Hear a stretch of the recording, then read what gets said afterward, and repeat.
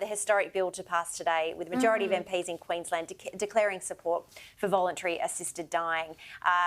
54 MPs said yes, 24 said no, and 15 remained undecided. We saw David Christofouli, the opposition leader, saying that he would vote no because the legislation didn't have tight enough protections. Respect that choice. And we saw that in the Victorian legislation as well. There was the fear was that you could drive a truck through. And look, personally, and I've written about it extensively for the West at the time, I am so anti any kind of voluntary assisted dying legislation. I can't. Some of it I can rationally explain. Some of it I can't. And it's a very personal choice. Totally. And I think that the observation I would make is that my views are formed from a position of suffering and loss, and the people who are pro this legislation also film their views from a place of suffering and loss. Absolutely. It is not a...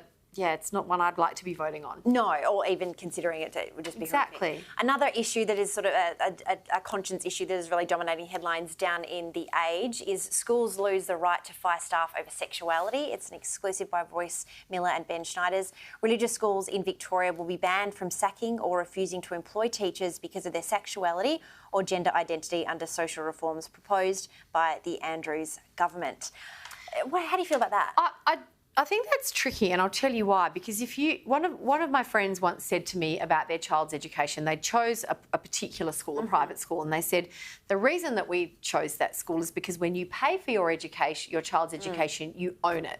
And what they meant was they're paying for their child to go to X school, which has X values, and the state and the federal government contribute a degree of funding. But I personally don't think it's right for any state government or federal government to say to a school which has a faith, because let's be honest, it's only faith-based schools that this affects, whether it's the Muslim school, the Jewish school, the Catholic school, the Christian school, you must adjust your values to suit ours. Well, why? Why? Why must they? I mean, the Andrews government is a dead set menace. It is currently steamrolling the life out of Victoria, and this is their focus. Interesting. Speaking of steamrolling...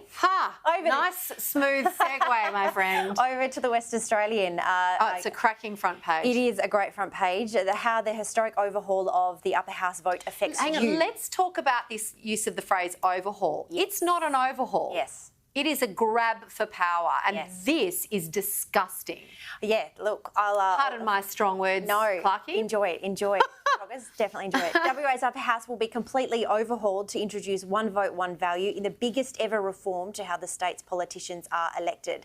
Under changes unveiled by Mark McGowan, the Legislative Council's 6 existing electoral regions would be scrapped, with MPs instead elected based on proportional representation across... There'll be no one from the bush in Parliament.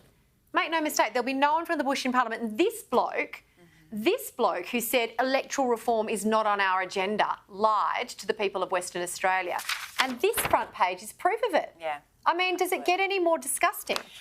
Look...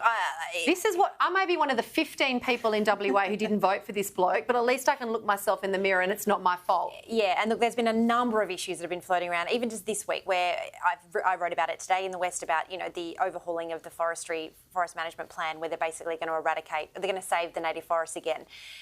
No plan, no consultation, and just shutting down timber communities, which are already struggling. I hope timber communities get in their trucks, come to state parliament respectfully and lawfully. let the Premier know. I mean, old school style. I started my career in journalism covering forest logging rallies at state parliament. And maybe that's the day we need to return to. It is just the epitome of arrogance. It is. But again, they also have to take responsibility for the way that people did vote all those months ago.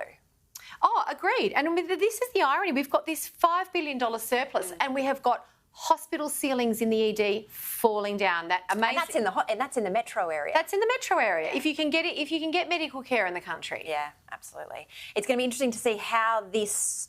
Does it impact the whole hashtag State Daddy popularity? State Daddy makes me want to throw up in my own mouth. Look, I definitely... The term, pardon me. I'm definitely with you on that one.